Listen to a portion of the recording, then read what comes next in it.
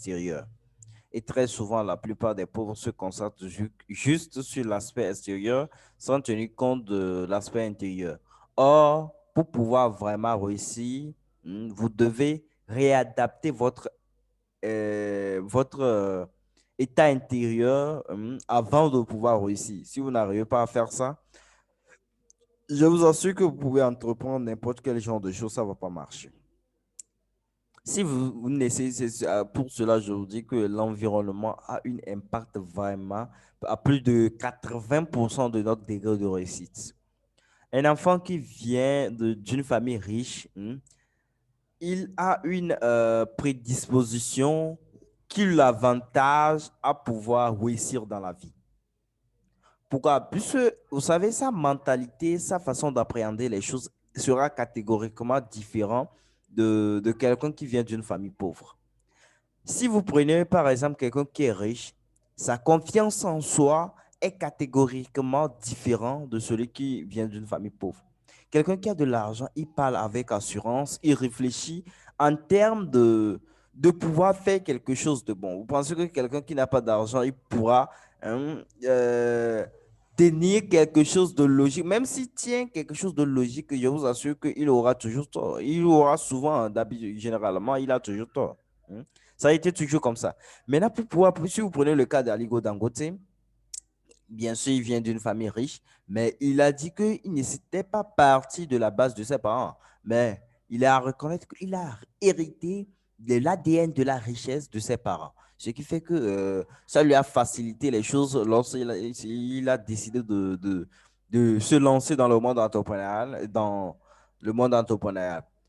puisque, c'est-à-dire, son esprit s'était préparé à pouvoir accueillir certains trucs du monde, c'est-à-dire de la richesse.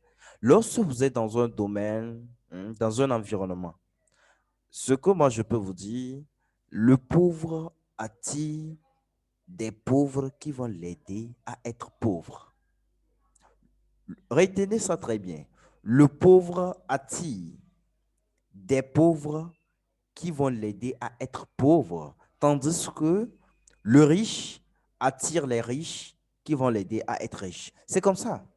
Ce qui fait que votre environnement a un impact vraiment à plus de 90% de votre degré de réussite.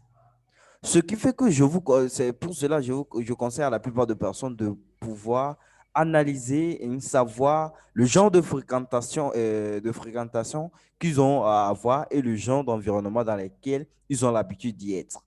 À tout moment, vous devez faire pour quelqu'un qui est pauvre et qui décide de se lancer dans l'entrepreneuriat, la première des choses que moi je peux le dire, c'est de faire une réadaptation de son état d'esprit, de comprendre le concept de l'argent, de comprendre la façon dont on fait pour réussir, de regarder la plupart des mentors, la plupart de ceux qui ont réussi, analyser la façon dont ils ont fait pour pouvoir réussir.